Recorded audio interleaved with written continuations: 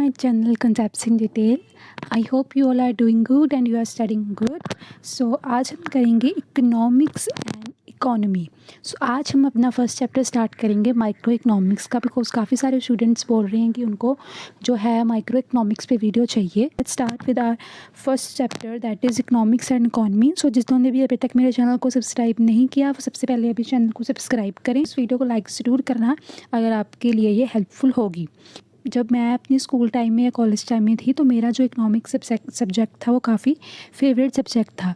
So I hope मैं आप सभी को इतनी अच्छे से पढ़ा सकूं कि आपका भी ये सब्जेक्ट जो है फेवरेट तो ना से कम आपके ये वाला सब्जेक्ट है जो वो स्ट्रेंथ बन सके. So let's start with our first chapter.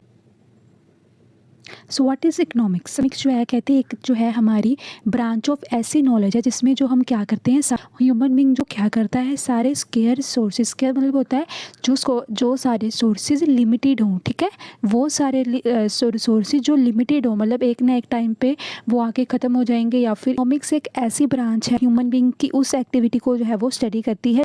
Square resources को वो क्या करते हैं एक्वायर करते हैं. दैट इज स्केयर सोर्सेज आ जाता है. स्केयर सोर्सेज हमको बोल देते हैं कि वेल्थ. फॉर एग्जाम्पल कहते हैं जो ह्यूमन के वांट्स है ना, जो ह्यूमन की नीड्स है वो अनलिमिटेड है, बट जो उसके पास मीन्स है वो उसके पास लिमिटेड है. ठीक है, उसकी जो वांट्स हैं दैट इज़ अनलिमिटेड, बट उसके पास जो जिससे वो चीज़ें खरीदेगा जिसके पास उसके मीन्स है वो लिमिटेड है. हर एक जो ह्यूमन बीइंग है वो यही चाहता है उसके पास इतना कुछ हो, उसके पास ये हो, उसके पास वो हो, बट वो कहाँ किस चीज़ से जो है वो मार खा जाता है अपनी जो है वेल्थ. उसके पास जो वेल्थ है ना वो क्या है, वो लिमिटेड है. ठीक है, इस कारण वो जो है अपनी हर एक जो वांट है उसको जो है सेटिस्फाई नहीं कर सकता. तो वो अब आपका जो स्केयर मीन्स है ना, इसमें जो स्केयर मीन है वो है आपका मनी, पैसा.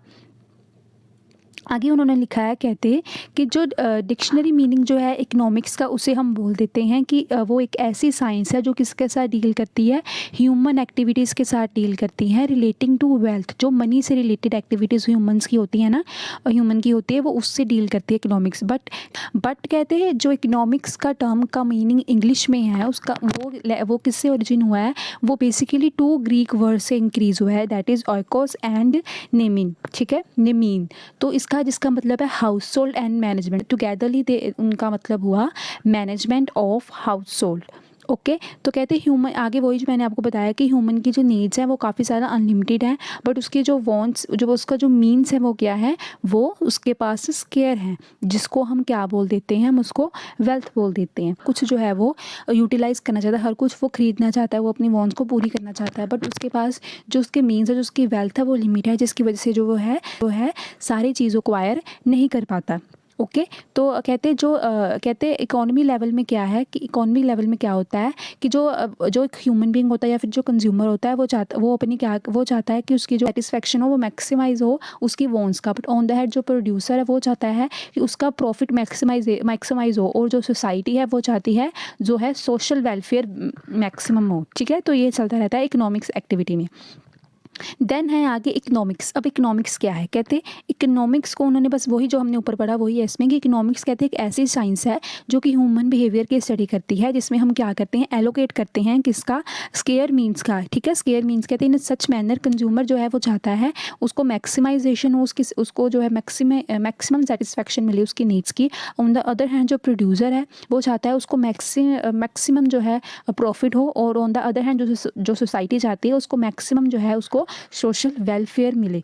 ओके, तो ये होता है हमारा इकोनॉमिक्स. देन आगे है scarcity and choice is the essence of economics. ठीक है, तो अब स्केर्सिटी और अब हम चॉइस के बारे में पढ़ेंगे. कहते हैं कि जो स्केर्सिटी क्या होती है, तो कहते हैं इमेजिन करो कि आप एक रिचेस्ट पर्सन हो. ठीक है, ऑन द अर्थ आप एक रिचेस्ट पर्सन हो, बट क्या आप कहते हैं आप सब कुछ पा सकते हो जो आप चाहो. मतलब आप समझो इस बार आप टॉप पे आप अंबानी हो, बट अंबानी भी अगर चाहे कि मुझे ये चाहिए उसको एट द मोमेंट नहीं मिल सकता. ऐसी काफ़ी सारी चीज़ें होती हैं जो at a time richest person को भी ना मिल सके. सो दस कहते no matter how much resources means you have these must be scarce in relation to your wants. तो कहते हैं आपके पास चाहे जितने मर्जी रिसोर्सेज क्यों ना हो, आपके पास जितने मर्जी मीन्स क्यों ना हो, बट कहीं ना कहीं आपके जो भी सारी वांट्स है वो कहीं ना कहीं जो है स्केयर्स रहेंगी ही रहेंगी। ओके, स्केयरसिटी का वही मीनिंग है, आपने ये मीनिंग लिख लेना, ये वाला ईजी है कि इसमें क्या है। कहते हैं एक ऐसी सिचुएशन है जिसमें क्या होगा, what you have is less than you want, हर बारी what you wish to have, आप जो चाहते हैं उसके जो कंपैरिजन आप जो वांट, मतलब ये एक ऐसी सिचुएशन है जिसमें आप क्या जिसमें क्या होता है, जो आपके पास होता है वो हमेशा आपको कम ही लगता है इन रिस्पेक्ट आप क्या जो है चाहते हैं, क्या आप विश करते हैं। तो कहते हैं इन अदर वर्ड्स स्केर्सिटी का मीन्स क्या हो सकता है, जो डिमांड है वो मोर है, ठीक है, in respect of your supply. Okay, supply उस चीज़ की कम है, जैसे आपके पास जो आपकी सैलरी है वो कम है बट आपकी जो डिमांड है वो ज़्यादा है। ऐसे क्या होता है, जैसे जैसे आपकी इनकम बढ़ती रहती है आपकी डिमांड भी बढ़ती रहती है ना। जैसे मैं बोलूँ अगर किसी की 10,000 सैलरी है तो वो 10,000 सैलरी में भी अच्छा गुजारा कर लेगा, बट अगर उसी इंसान की जो सैलरी है वो 20, 30, 40, 50 हो जाए, उसकी नीड्स भी उसकी वांट्स भी उसी के अकॉर्डिंग इंक्रीज़ होती जाएगी। ओके, तो इससे ये होता है कि अगर तो आपकी एक जो इसका मतलब होता है कि आपके पास जो मीन है, जो आपके पास जो वेल्थ है वो आपकी लिमिटेड होती है, इसलिए जो है आपकी जो है सारी डिमांड सारी विशेस जो है वो पूरी नहीं हो पाती, आपकी जो अनलिमिटेड वांट्स हैं।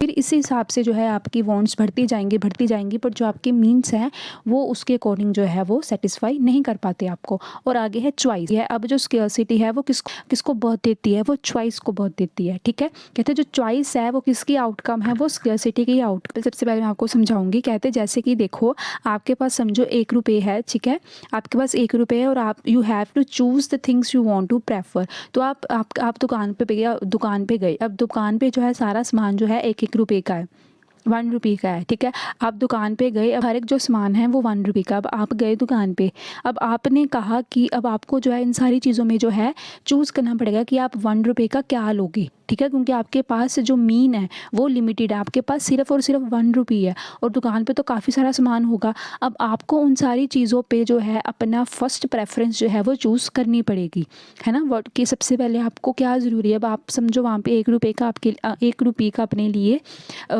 वीट लेने गए क्योंकि आपने भी रोटी बनानी है, बट आपने वहाँ पे जाके लेस खरीद लिया, आपने लेस खरीद कर आ गए, बट क्या वो आपकी प्रेफरेंस थी? नहीं। सबसे पहले आप 1 रुपये का चॉइस वहाँ पे इतनी सारी चीज़ों पे चॉइस करोगे कि जो आपको सबसे ज़्यादा प्रेफरेंस है आपकी लाइफ में, आपको वो सबसे पहले लेना जो है वो प्रेफर करोगे। तो इसलिए ये होता है कि चॉइस होता है, चॉइस जो है आपकी स्केर्सिटी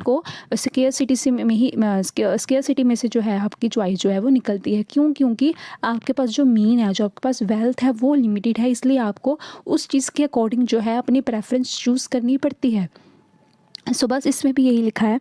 देन आगे है चॉइस की मेन उन्होंने एक हेडिंग दे दी है कि चॉइस जो है ऐसा प्रोसेस होता है जिसमें आप जो है अपनी लिमिटेड ऑल्टरनेटिव जो भी आपके पास अवेलेबल है, लिमिटेड ऑल्टरनेटिव आप उसमें से जो है चॉइस करते हो। अब 1 रुपये के वीट में काफ़ी सारी चॉइसेस होंगी, है ना। कोई 2 रुपये का हो, कोई 3 रुपये का, सबसे बेटर वाला 10 का भी हो सकता है, बट आप अपने जो है लिमिटेड ऑल्टरनेटिव के अकॉर्डिंग कि आप पास क्योंकि सिर्फ 1 रुपये है तो आप लिमिटेड चॉइस के लिमिटेड ऑफर्स के अकॉर्डिंग ही अपनी जो है चॉइस वो सेट करोगे। स्केर्सिटी क्या करेगी, हमेशा जो है कोजेस चॉइस का कारण बनती है। देन चॉइस आपको क्या करेगा, डिसीजन मेकिंग की तरफ लेके जाएगा। तो डिसीजन मेकिंग आपको किस चीज़ से रिलेट करवाती है, ऐसी चीज़ों से वो रिलेट कराती है जिसमें हम क्या करते हैं, यूसेज करते हैं किसका, लिमिटेड रिसोर्स का, जिसमें हम लिमिटेड रिसोर्स यूज़ करते हैं डिसीजन मेकिंग में, सो दैट कि जो कंज्यूमर हो उसको मैक्सिमम सेटिस्फेक्शन मिले, प्रोड्यूसर को मैक्सिमम प्रॉफिट मिले और सोसाइटी को जो क्या है मैक्सिमम सोशल वेलफेयर मिले। ओके, आई होप ये आपको यहाँ तक समझ लगा होगा।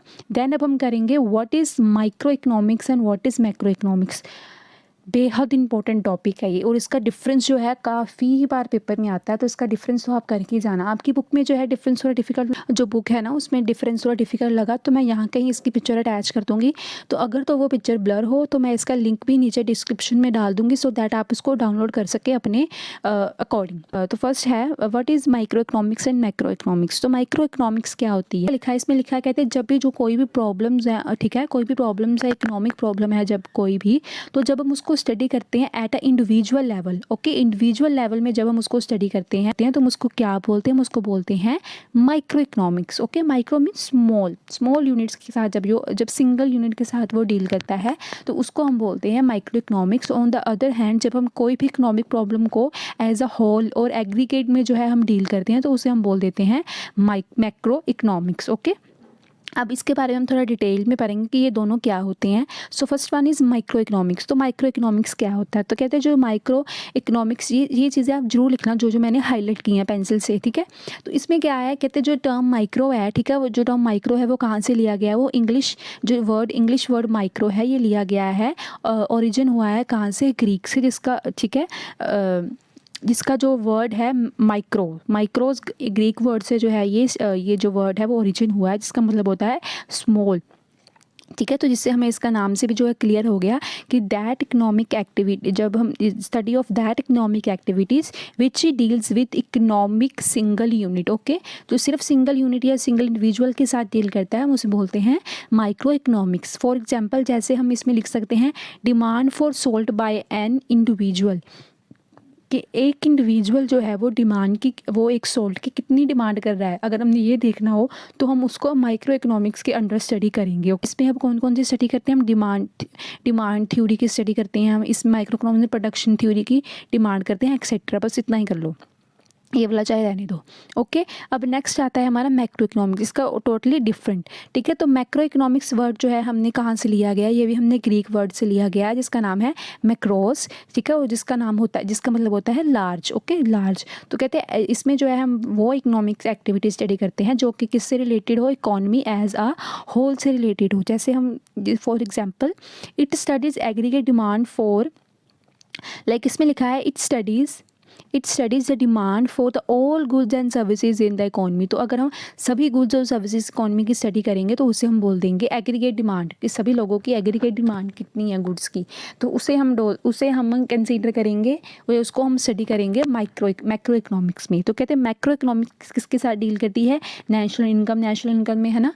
नेशनल इनकम में हम क्या करेंगे, सभी लोगों की नेशनल इनकम देखते हैं, टोटल एम्प्लॉयमेंट, सभी की टोटल एम्प्लॉयमेंट कितनी चल रही है, जनरल प्राइस लेवल कितना चल रहा है सभी का। तो इसलिए ये सारी चीज़ें हम किस में पढ़ते हैं, हम इसको पढ़ते हैं मैक्रो इकोनॉमिक्स में।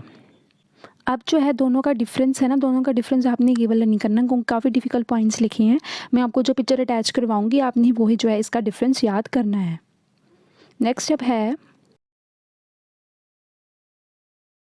Positive and normative economics. अब ये क्या होता है, तो पॉजिटिव एंड नॉर्मेटिव इकोनॉमिक्स क्या होता है, तो पॉजिटिव इकोनॉमिक्स ऐसे इकोनॉमिक इशू से डील करती है जिसमें क्या होता है, जिसमें जो है हम ऐसे इवेंट्स स्टडी करते हैं या ऐसे इकोनॉमिक्स इशूज स्टडी करते हैं जो कि रिलेटेड हो पास्ट से, प्रेजेंट से और फ्यूचर से।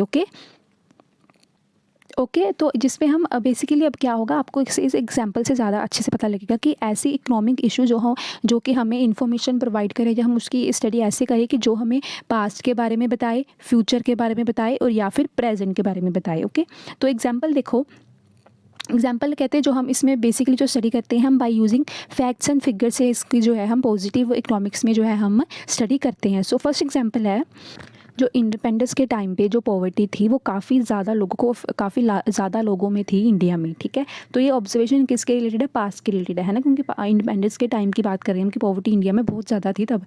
ओके, तो सेकंड क्वेश्चन है कि सेकंड एग्जांपल दी उन्होंने कि 27% ऑफ द पॉपुलेशन जो है आज के टाइम पे इंडिया में क्या है, एब्सोल्युटली पुअर है। तो ये प्रेजेंट की बात हो गई। थर्ड ऑब्जर्वेशन है कि अगर कहते पॉपुलेशन, इफ लिखा है ना, कहते अगर पॉपुलेशन इसी तरह से जो है ग्रो करती रही तो क्या होगा, आने वाले टाइम पे जो पॉवर्टी है वो और भी ज़्यादा जो है 22% से भी ज़्यादा जो है वो इंक्रीज़ हो जाएगी। ओके, तो ये हमें पास्ट के बारे में बता रहा है। ओके, तो ये हमें प्रेजेंट के बारे में बता रहा है और ये हमें फ्यूचर के बारे में बता रहा है। तो ये सारी चीज़ें अगर हमें पता लग रही हैं तो किसकी वजह से लग रही हैं, क्योंकि हमने किसका यूज़ किया हुआ है, पॉजिटिव इकोनॉमिक्स का यूज़ किया हुआ है। नेक्स्ट है all the observation statements of post economy, these observation highlights the states of poverty. तो कहते हैं ये सारी ऑब्जर्वेशन जो है इसने किसको हाईलाइट किया, इसने हाईलाइट किया है पॉवर्टी को, इंडिया की पॉवर्टी को पास्ट, प्रेजेंट और फ्यूचर में। ओके, तो कहते हैं ये बेसिकली ये हमें पॉजिटिव इकोनॉमिक्स हमें बताती है कि ये चीज़ क्या थी, ठीक है, और ये चीज़ अब कैसी है और ये चीज़ फ्यूचर में कैसी होगी। ओके, तो ये मतलब क्या था, क्या है और क्या होगा, ये हमें सारा कुछ कौन बताता है, पॉजिटिव इकोनॉमिक्स बताती है। अब पॉजिटिव इकोनॉमिक्स के क्या क्या कैरेक्टरिस्टिक्स होते हैं। अब जो है कैरेक्टरिस्टिक्स ऑफ पॉजिटिव स्टेटमेंट, तो आप फर्स्ट पॉइंट है इसमें, फर्स्ट उन्होंने बस यही लिखा है इसमें, इस करके बताती है कि पास्ट कैसा था, फ्यूचर कैसा है और प्रेजेंट कैसा है। ओके, तो सेकंड स्टेटमेंट है कि ये हमें इसके जो फैक्ट्स और फिगर्स होते हैं जो कि पास्ट, प्रेजेंट और फ्यूचर से के ऊपर बेस्ड होती है। थर्ड पॉइंट है कि ये स्टेटमेंट जो भी हमारे पॉजिटिव इकोनॉमिक्स की स्टेटमेंट होगी वो वेरीफिएबल होगी। इसका मतलब है कि कोई भी स्टेटमेंट जो है उसको हम वेरीफाई कर सकते हैं कि ये स्टेटमेंट जो है वो ट्रू है या फॉल्स है। ओके, जैसे अब मैं बोलूँ कि ये जो है, अब कोई जो है स्टूडेंट बोले कि जो इंडिया के प्राइम मिनिस्टर हैं वो मोदी हैं, कोई दूसरा बोले कि इंडिया के प्राइम मिनिस्टर हैं वो राहुल गांधी है, तो मैं फटाफट गूगल पे जाके ये जो है ये चीज़ मैं सर्च कर सकती हूँ, तो हाँ मुझे जो है पता चल जाएगा इसके रिगार्डिंग पॉजिटिव स्टेटमेंट है ये हमारी। ओके, कि हाँ मैं जिस चीज़ को वेरीफाई करवा सकती हूँ वो पॉजिटिव स्टेटमेंट होती है, पॉजिटिव इकोनॉमिक स्टेटमेंट, कि हाँ मुझे इसमें मेरा आंसर मिल गया, मैं इससे मैंने इस चीज़ को वेरीफाई करवा दिया, तो ये होता है हमारा positive statement, positive economic statement, है ना।